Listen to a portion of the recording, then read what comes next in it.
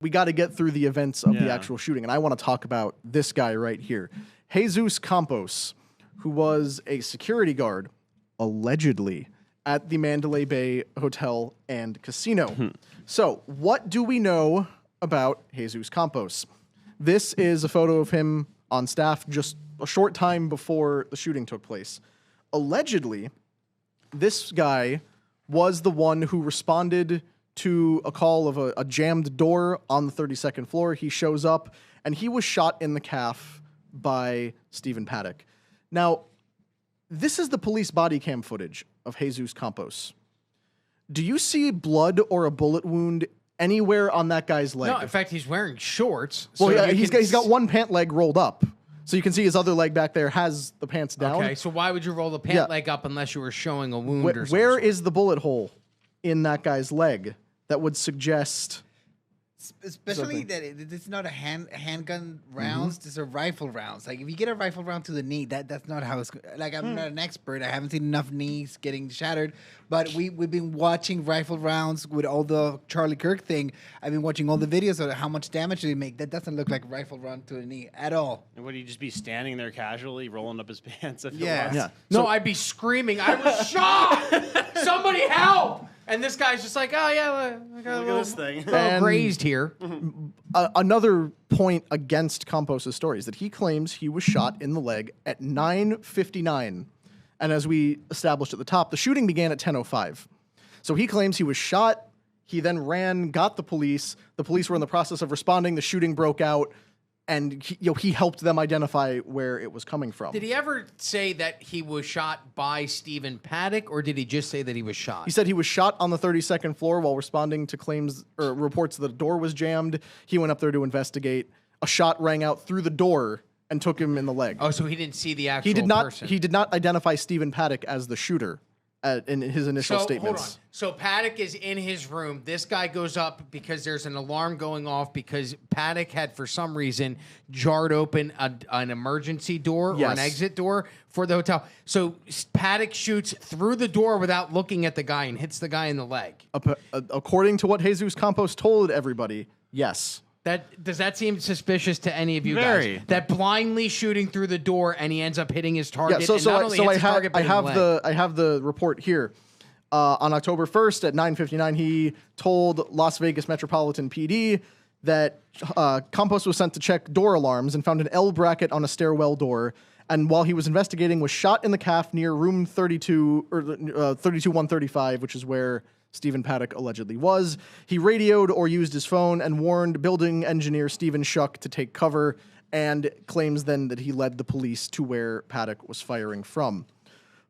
But what happened to Jesus Campos after this is very, very odd, because his story, and this is a recurring theme that we'll see, the stories and timelines these people, stories and timelines these people gave us keep changing.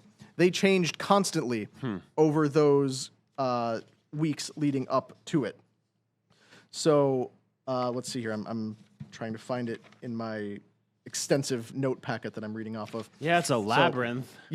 So the police officials said the official shooting time was adjusted to 10:05. We'll get into who actually adjusted that timeline in a second.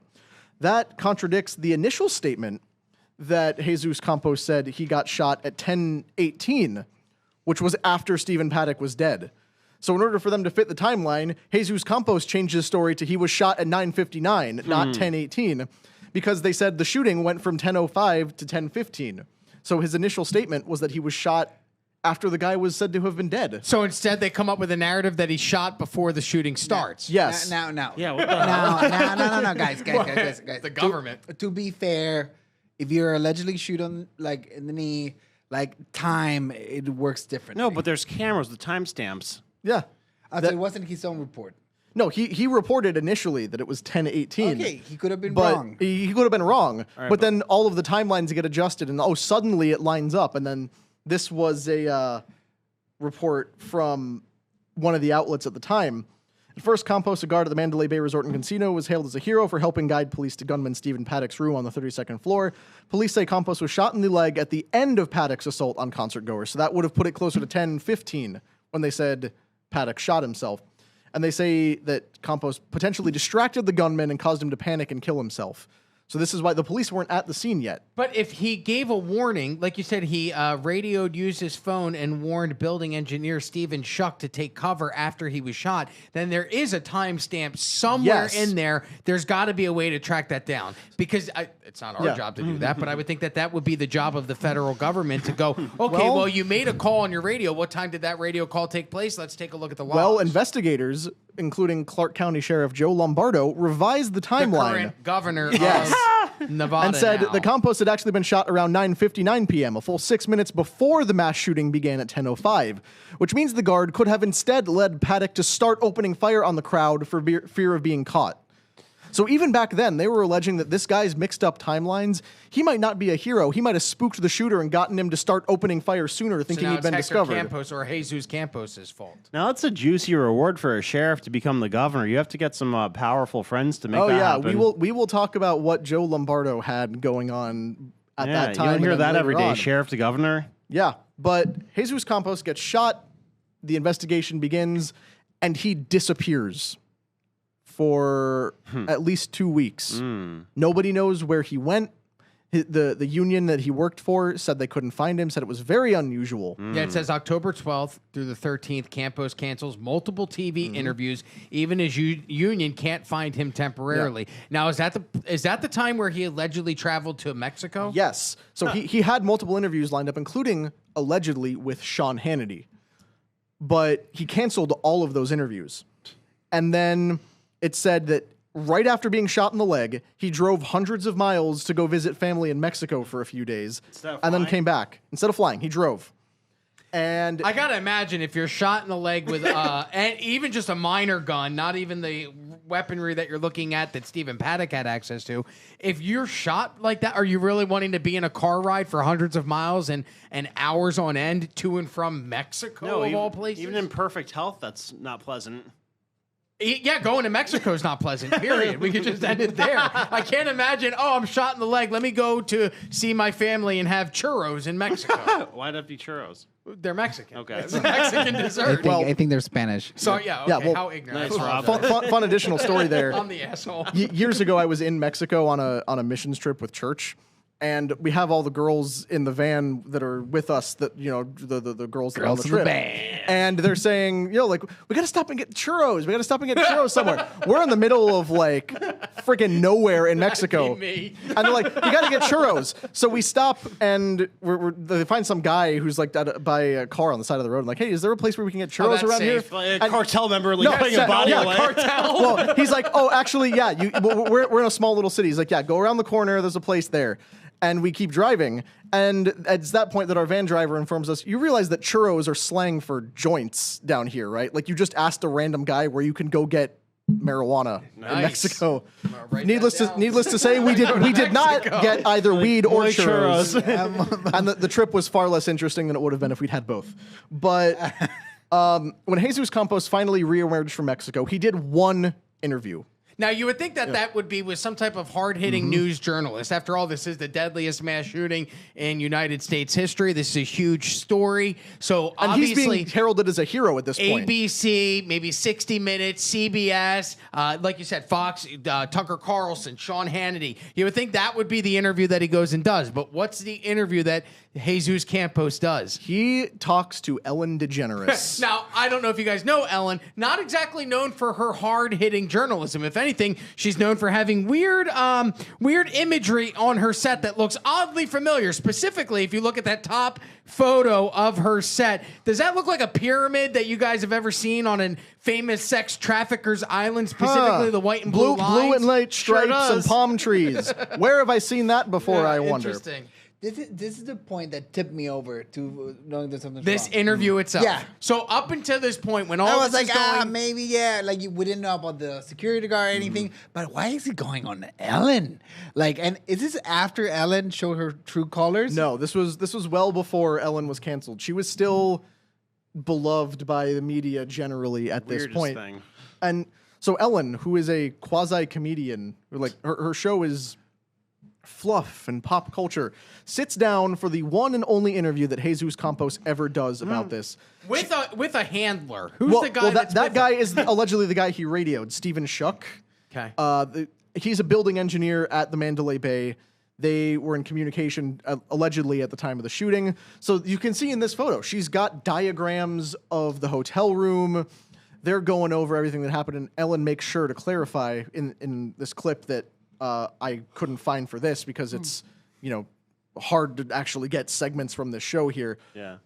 She's talking about how, I get that this is so difficult for you. I get that you won't want to talk about this again after this whole thing. Yeah, I remember very specifically there was a line where she goes, "This is the one and only interview you're going to do about this, and then you're never going to talk about it again."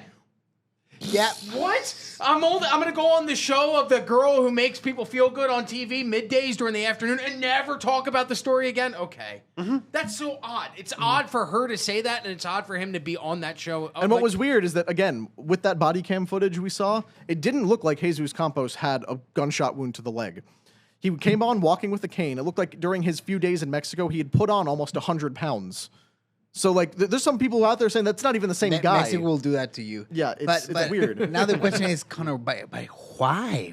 Why? Why? Yeah. Why?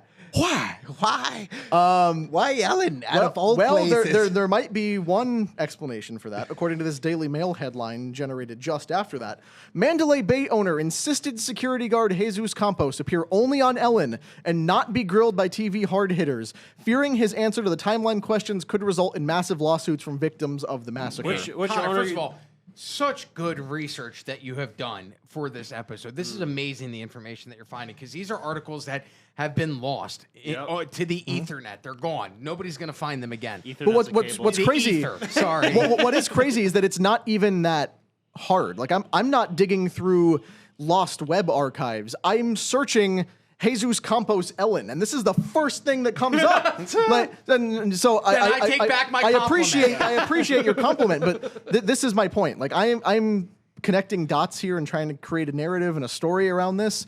But this is all right here in our faces. It is not hard to see what is happening. Question, forgive me if you're about to get to this, but which owner is it talking about? Yeah, so the people who own the Mandalay Bay is MGM. Does it rhyme with Schmadelson?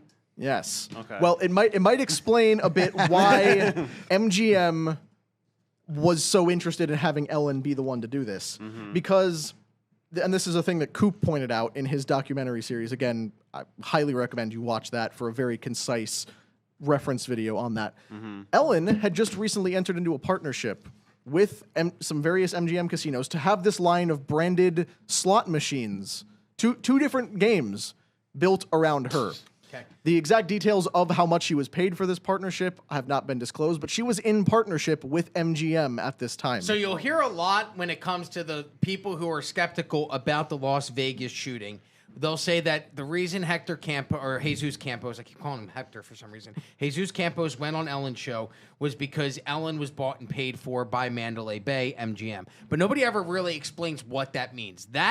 When you hear people say Ellen is owned by MGM, this is what it means. They had a licensing deal with her through the slot machines that were bringing, I can't even imagine what the licensing deal would be for Ellen at that point. Because you got to remember, this isn't the Ellen of 2025 that we're talking about. This is the Ellen of 2017. At that point, she was still America's sweetheart. There weren't the rumors of bullying on set. People weren't coming out. She hadn't left the country because of Trump or whatever at that point. She wasn't disgraced. This was somebody that everybody across the country She brought the watched. apparently kid. She was the white Oprah. What did you say? She brought the apparently kid. I love that kid. She brought who? The apparently kid. I don't know who that is. It's, but- it's a clip of a kid at a state fair talking about apparently it was a viral Okay, thing. but this girl at that time was one of the highest people. Like, when you think of American culture, she was one of the things you thought Ellen. about. She was daytime talk, so moms are at home watching her. So this licensing deal must have been worth tens of millions of dollars, because you're not going to get Ellen to put her name on something and not pay her a shit ton of money for it in 2017. 2025, different story. But not 8 years ago. So if you don't want Sean Hannity asking hard questions about a guy that you were trying to prop up as some kind of hero to cement your narrative, you get him to cancel those interviews. You have him disappear for a while. He goes on Ellen, and that is the single disclosure we have. But what happened to Jesus Campos after this interview? It's been 8 years. Yeah. So what we have is documented evidence that MGM has been paying for this guy's hotel stays and security for a very long time, and allegedly part of a payoff. After his name went public in connection to the shooting, he didn't stay at his house. He stayed at MGM properties and apparently entered into all sorts of NDAs and received financial payoffs as compensation for the shooting. Mandalay Bay ended up having to pay out a large settlement to victims of the shooting anyway. I believe it was somewhere to the tune of like $400 million. Even though they weren't responsible for it, you know, it happened on their property, and this was all the weird stuff going on with lawsuits that they seem to have been afraid of when they made him go on Ellen anyway.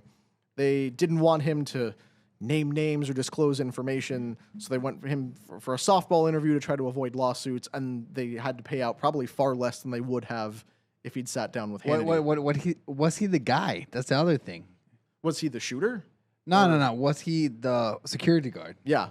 And this, again, it's much more fringe than what we've been talking about. There are people who say that the Jesus Campos in that body cam footage is not the same Jesus Campos that was on Ellen. It's not the same guy who has been apparently in hiding and under an NDA ever since. And these allegations of MGM buying his silence come directly from family members of Jesus Campos. His former brother-in-law, Luis Castro, claims that MGM bought his silence through NDA, perks, condos, trips, etc. These claims have not been corroborated by independent mainstream reporting, so they're unverified, other than coming from the guy's former brother-in-law. So maybe he's got an axe to grind because he divorced Jesus Campos' sister or whatever the case may be. But that's coming from, it couldn't come any closer than somebody related to the guy that did it. Certainly not.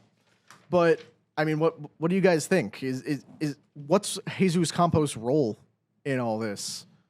Confusing, to say the least. Very similar to George Zinn, if you will. George Zinn acting as a distraction. Hey, look over here. Well, all of this is happening over here. It feels like it's the same thing. We prop up a story of a guy who's a hero instead of actually paying attention to the victims, the people that, the lives that were lost, the people that were impacted. What do we focus on? We focus on the heroic nature of Jesus Campos, how he jumped into action and helped save countless lives by being shot and then warning authorities. That's the narrative that they give you now. I agree. He was a escape valve. You know, there was all this pressure building up, and then they just opened the escape valve. He's a hero. Let's have him on Ellen, you know. Yeah, and I agree with that. And they even frame it as such that how could you question his story? Not only is he a hero, he's a gunshot survivor. He is a victim of mass violence in America. The gun violence that we have here in this country, this guy survived it. So you can't even discredit him, because if you discredit him, now you're attacking a victim. Yeah. Which I thought they were going to do with Trump. Honestly, after Trump got shot in the ear in Butler, I'm like, how could you ever take shots at the guy again? Because when it comes to school shootings, you cannot talk about certain things, right? Look at what happened to Alex Jones with Sandy Hook. Started going down the rabbit hole of whether or not Sandy Hook actually happened. Look what happened. Got sued into the billions of dollars. So there was this narrative. You can't question mass shootings, because if you there's repercussions. You can't criticize the victims of mass shootings. Like it is generally frowned upon to call David Hogg a smarmy little twink. Yes, but because he's a victim of gun violence. I thought the same thing would apply to Trump, but for some reason it made the left double down even worse. He's even more Hitler now. Or Kirk. People are celebrating it. Yeah. Well, as it turns out, the interference they'll run for victims of gun violence only goes one way, as does political violence in the United States. So if you like this clip, click right here. And if you want to see more like it, click right here. Stay angry, Patriots.